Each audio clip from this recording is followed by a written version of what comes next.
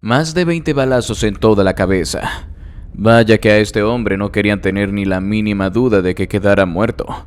Cuando inicias en el mundo del narcotráfico, es cierto que nunca hay momento para la calma. Porque si bien ya se sabe que la ley está detrás de ti, eso es bastante poco cuando ya se trata de tener una rivalidad con otro narco, ya que si alguien te jura que acabará contigo, es mejor que le creas. Pero ¿quién fue el responsable de acabar con la vida de este hombre? Quédate hasta el final del video y descúbrelo.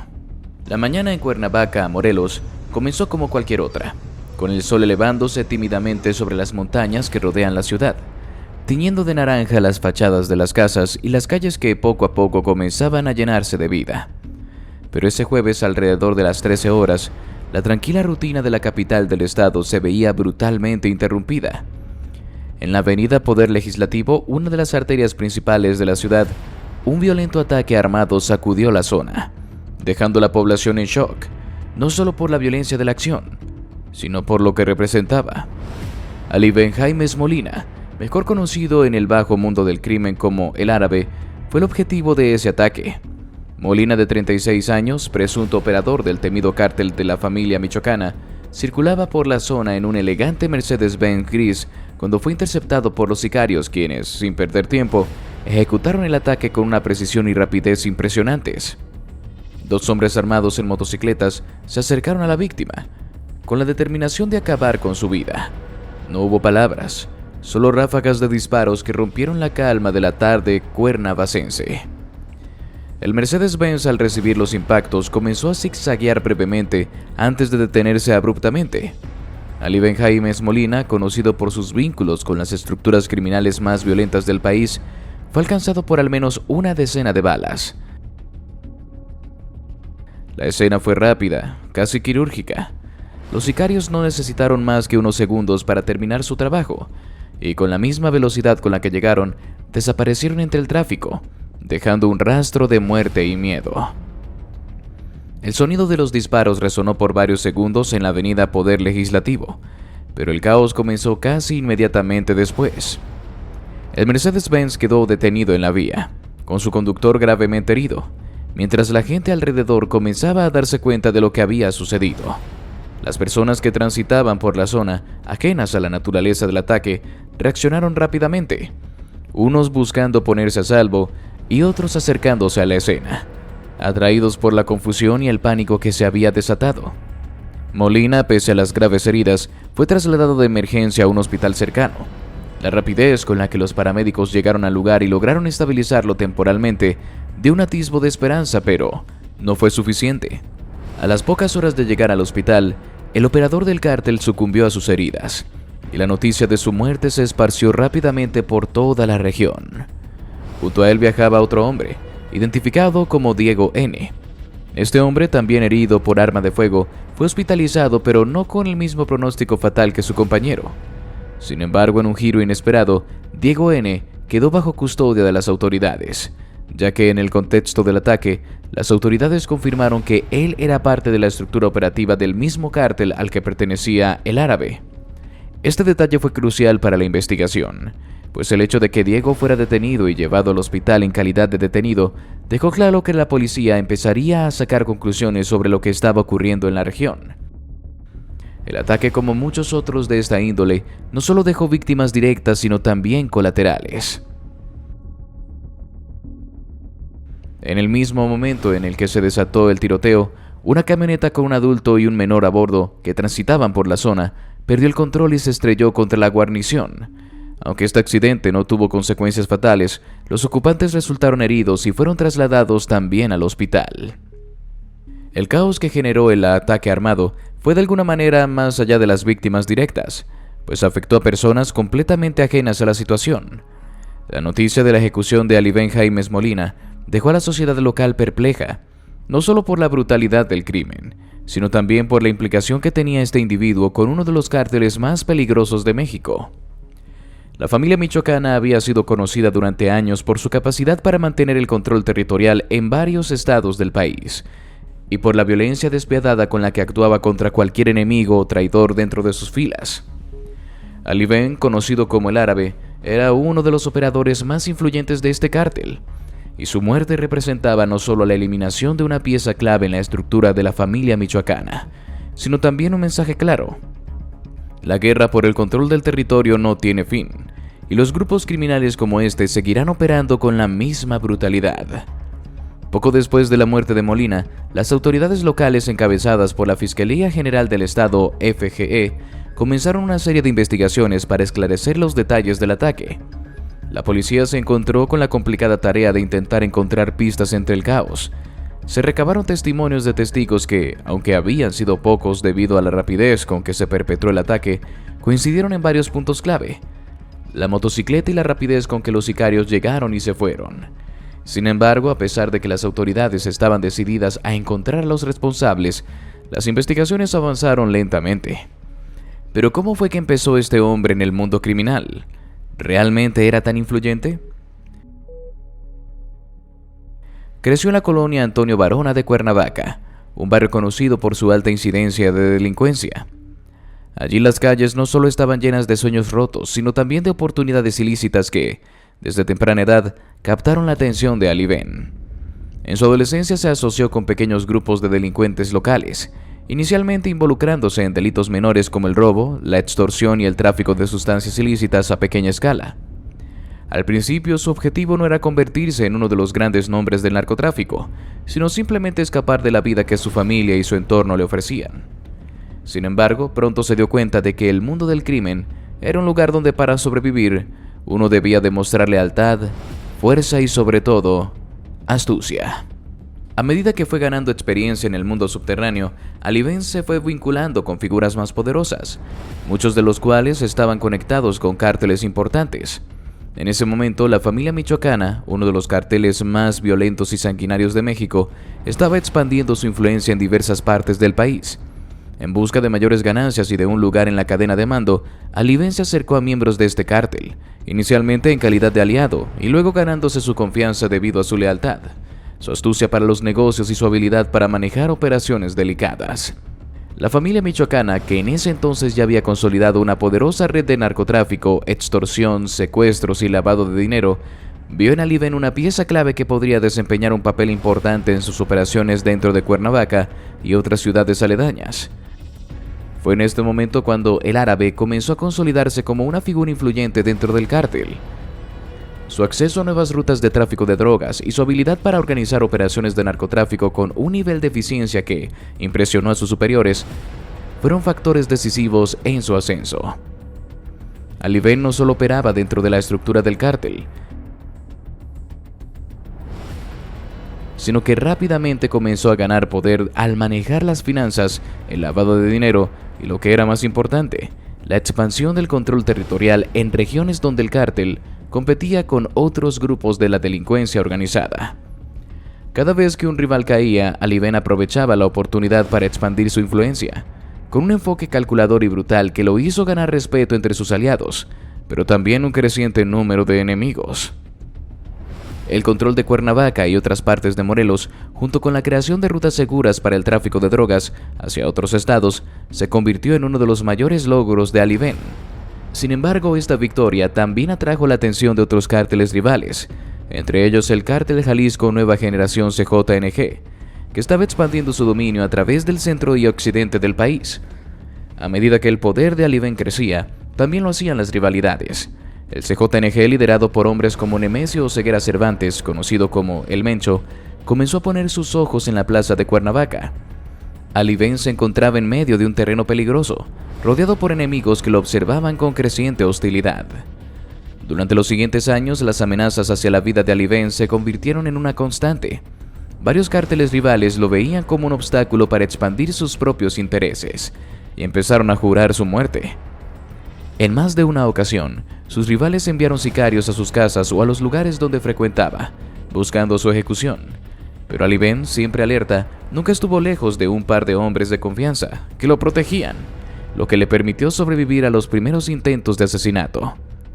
Fue en estos momentos cuando el árabe comenzó a forjar una reputación no solo de narcotraficante, sino también de hombre astuto y violento, capaz de defender su territorio a toda costa. Este comportamiento, lejos de intimidarlo, solo aumentó su fama dentro del cártel. que comenzó al verlo como un líder emergente.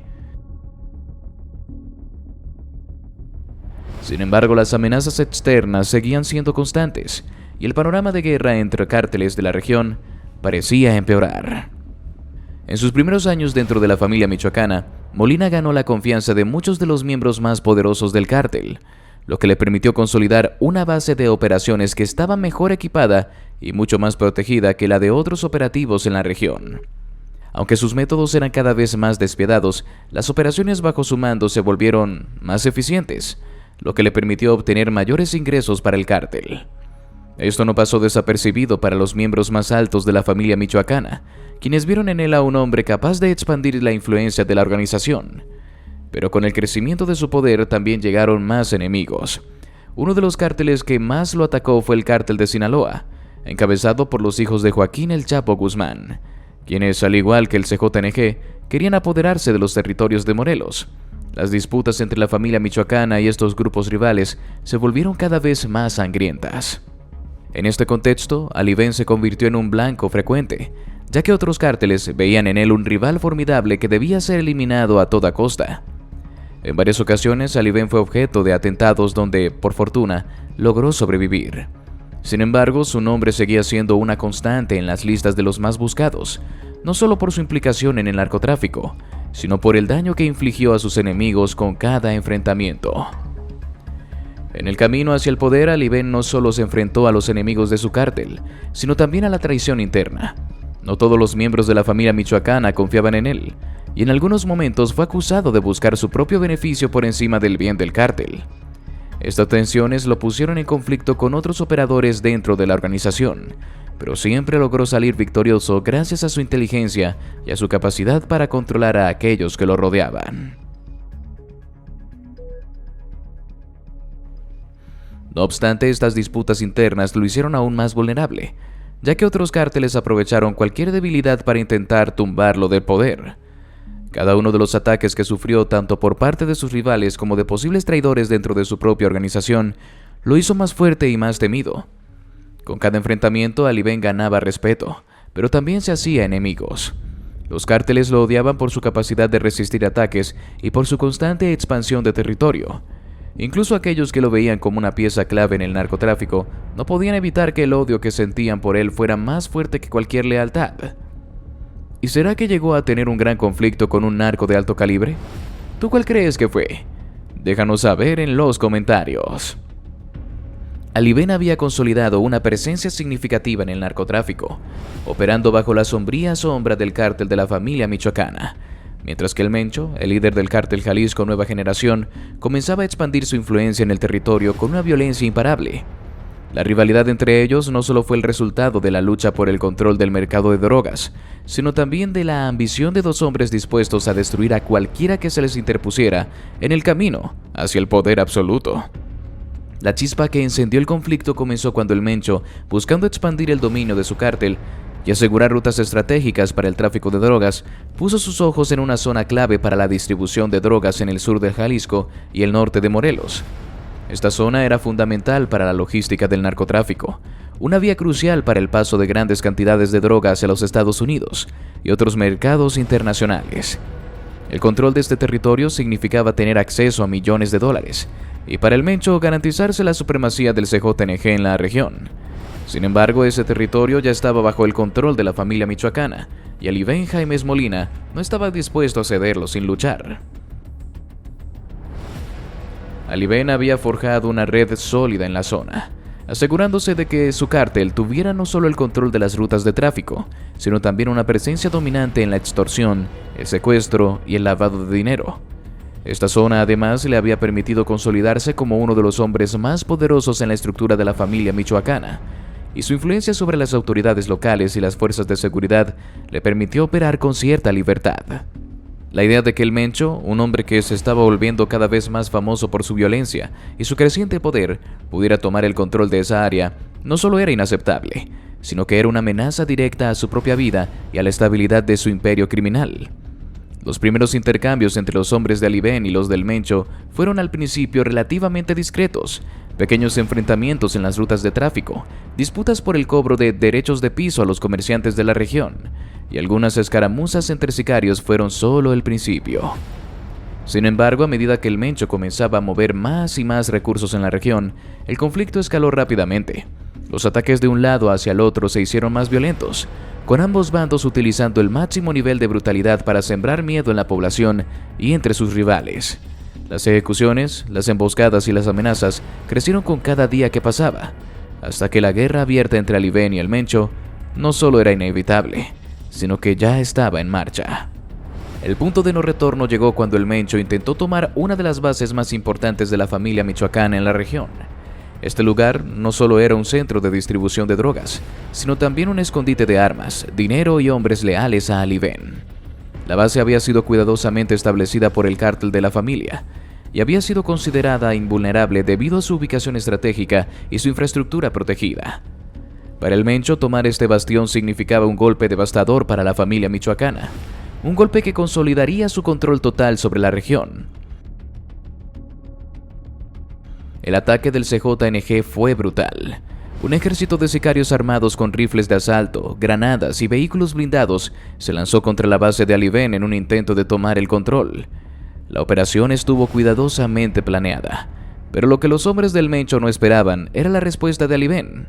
El árabe, a pesar de la superioridad numérica de los atacantes, sabía que perder ese terreno era impensable, no solo por las riquezas que generaba, sino porque significaría una pérdida de poder considerable.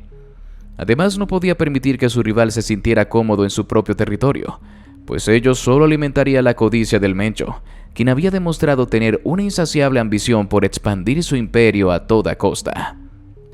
En una maniobra rápida y violenta, Alibén reunió a su grupo de élite, compuesto por hombres leales que, bajo su mando, se habían convertido en expertos en enfrentamientos directos. Los sicarios de Alibén no se quedaron atrás, y en lugar de ceder tomaron la ofensiva. Alibén, quien en ese momento era considerado un estratega y líder implacable, había preparado su base con anticipación para una situación como esta. En cuanto a los hombres del Mencho comenzaron su ataque, se dio la orden de contraatacar con todo lo que tuvieran, desde armas de fuego hasta explosivos. La batalla fue encarnizada, pero, a pesar de los esfuerzos del CJNG, los hombres de Alibén lograron resistir. En una jugada maestra, Alibén envió refuerzos por rutas clandestinas que tomaron a los sicarios del Mencho por sorpresa. En cuestión de horas, la base de la familia michoacana, que parecía a punto de caer, logró repeler el ataque dejando tras de sí más de 50 muertos entre las filas del CJNG. La violencia y la rapidez con las que se ejecutó la ofensiva de Alibén dejaron una marca imborrable en el territorio, demostrando que, aunque el Mencho fuera conocido por su despiadada violencia, Alibén no estaba dispuesto a ceder ni un milímetro de su terreno sin luchar hasta la última consecuencia. El golpe que Alibén dio al Mencho no pasó desapercibido. El cártel Jalisco Nueva Generación, que había comenzado a hacer avances significativos en la región, se vio obligado a retroceder temporalmente, mientras reorganizaba sus fuerzas y trataba de recuperarse de la humillante derrota. Pero en el mundo del narcotráfico, las pérdidas no se perdonan fácilmente.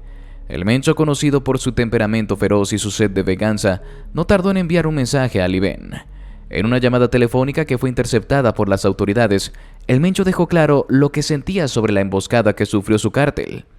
«Te vas a arrepentir de esto», el árabe le dijo, su voz cargada de furia y veneno. «Quien se mete con el Mencho la paga». ¿Será que el Mencho fue el responsable de la muerte del árabe? ¿O solo se quedó como palabras vacías o amenaza? Desde el momento del ataque, la Policía Local y la Fiscalía General del Estado, FGE, comenzaron a trabajar en la reconstrucción de los hechos. Sin embargo, sabían que no sería un trabajo sencillo. La violencia del ataque, los pocos testigos dispuestos a hablar por miedo a represalias y la rapidez con la que los sicarios se habían ido del lugar dejaban pocos rastros para seguir. Sin embargo, la policía no iba a rendirse fácilmente. Este asesinato no solo involucraba a una figura relevante dentro del crimen organizado, sino que también podría ser la clave para desmantelar una red mucho más grande de tráfico de drogas y violencia que operaba en la región. La primera pista que salió a la luz fue la descripción de las motocicletas utilizadas por los sicarios. Testigos presenciales afirmaron haber visto 2 motocicletas de gran cilindrada, lo que llamó la atención de los investigadores. Sabían que este tipo de motos no eran comunes y su uso estaba vinculado a grupos criminales organizados, ya que les permitía moverse rápidamente y escapar sin dejar rastro. Además, las armas utilizadas en el ataque fueron de alto calibre, lo que indicaba que los sicarios no solo estaban bien entrenados, sino que contaban con el respaldo de una estructura poderosa. Todo apuntaba hacia un ataque organizado por un cártel con recursos significativos. Las investigaciones iniciales apuntaron hacia un ajuste de cuentas dentro del mundo del narcotráfico. Las conexiones de Ali Ben con la familia michoacana y su creciente rivalidad con otros cárteles, especialmente con el CJNG, fueron rápidamente tomadas en cuenta. Durante años el Mencho y Ali Ben habían estado en una guerra constante por el control de las rutas de narcotráfico y de las zonas de distribución de drogas en el occidente de México. La rivalidad entre los dos había sido pública y violenta, y muchos dentro de los círculos de la inteligencia policial y las fuerzas de seguridad sospechaban que el ataque contra Ali Ben no era solo un ajuste interno dentro de su cártel, sino una represalia directa del CJNG. Con el respaldo de unidades de inteligencia y recursos de la Policía Federal, la investigación sobre el asesinato de Ali Ben se intensificó. Fue entonces cuando comenzaron a surgir más detalles que confirmaban la participación del CJNG. Se descubrió que los sicarios que habían ejecutado el ataque eran de hecho trabajadores del Mencho. La policía, tras realizar una serie de interceptaciones de comunicaciones y rastreos de los vehículos involucrados en el ataque, logró identificar a los hombres que habían llevado a cabo la ejecución. Sus nombres eran conocidos dentro de las estructuras del CJNG, y las conexiones entre ellos y el Mencho se confirmaron a través de una serie de testimonios de informantes y registros de inteligencia. La relación entre los sicarios y el CJNG fue más allá de la simple ejecución del ataque. Los hombres que habían matado a Ali Ben eran parte de un grupo de élite dentro del cártel, conocidos por su brutalidad y eficiencia. Se descubrió que estos sicarios habían sido desplegados específicamente para eliminar a Ali Ben debido a su creciente influencia en la región y su negativa a ceder el control de las zonas que el Mencho deseaba para su propio cártel. El CJNG había intentado en varias ocasiones tomar el control de estas zonas clave para el tráfico de drogas, pero Ali Ben había resistido ferozmente y su muerte era vista como una venganza personal por parte del Mencho, quien no toleraba a quienes desafiaban su dominio. A medida que la policía se adentraba más en la investigación, descubrieron que la ejecución de Ali Ben no había sido un acto aislado, sino parte de una serie de ataques coordinados en contra de figuras clave dentro de la familia michoacana y otros cárteles rivales. El Mencho había dado la orden de atacar no solo a Ali Ben, sino a otros miembros importantes del cártel que estaban interfiriendo con su expansión. La violencia utilizada en estos ataques fue tan extrema que la policía comenzó a entender que la lucha entre los cárteles no solo era por el control de territorios, sino también por la supremacía y el poder absoluto. Sin embargo, la muerte de Ali Ben no pasó desapercibida dentro de su propio círculo. Su caída dejó un vacío de poder dentro de la familia michoacana, y aunque los líderes del cártel intentaron llenar ese vacío, la noticia de su muerte solo sirvió para aumentar la rivalidad con el CJNG. La guerra entre ambos cárteles se intensificó, con cada uno buscando vengar la muerte de sus respectivos líderes, lo que solo aumentó el nivel de violencia en la región. A pesar de las tentativas de la policía para frenar la guerra entre cárteles, el conflicto se había convertido en un monstruo mucho más grande y peligroso. A días de la muerte de Ali Ben, el Mencho, con la arrogancia que lo caracterizaba, no tardó en emitir un mensaje directo a través de sus canales habituales. El Mencho sabía que, aunque su cártel había logrado dar un golpe decisivo contra la mafia michoacana, la guerra aún no había terminado. En un mensaje a través de un video grabado en uno de sus refugios, rodeado de sus hombres más cercanos, el líder del CJNG le dijo a Ali Ben y a sus seguidores: «Te arrepentirás de esto, árabe», dijo, su voz grave y cargada de amenazas. «Esto es solo el principio. Te metiste con el Mencho y la vas a pagar. Quien se mete con nosotros lo paga con sangre. Y esto no termina aquí. La guerra continúa, y no voy a dejar que tu nombre quede sin ser vengado». El mensaje no solo fue una amenaza directa hacia los seguidores de Ali Ben, sino también un claro indicio de que el Mencho no tenía intención de ceder en su lucha por el control de Morelos y las rutas de tráfico de drogas. Para él, la muerte de Ali Ben era solo una de muchas víctimas en su misión por exterminar a aquellos que se interponían en su camino. No había piedad en las palabras del Mencho, y la guerra por el dominio del narcotráfico en el occidente de México estaba lejos de llegar a su fin. El ataque contra Ali Ben fue un golpe fuerte para la familia michoacana, pero la reacción de los hombres de Ali Ben no se hizo esperar. La muerte de uno de sus líderes más importantes provocó que el cártel se reorganizara rápidamente, buscando vengar su caída y restablecer su poder en la región. Las retaliaciones comenzaron a tomar forma, y la violencia entre ambos cárteles se incrementó con cada día que pasaba. Las calles de Cuernavaca, Jalisco y otros puntos de la región se convirtieron en campos de batalla, con enfrentamientos directos, ataques a bases y ejecuciones a sangre fría. Y así llegamos al final de este video. Si te gustó, te invito a que nos des tu me gusta para seguir haciendo más videos como este. Además de que no olvides suscribirte y activar la campanita para que no te pierdas ninguno de nuestros nuevos videos. Te deseo un gran día. Hasta la próxima.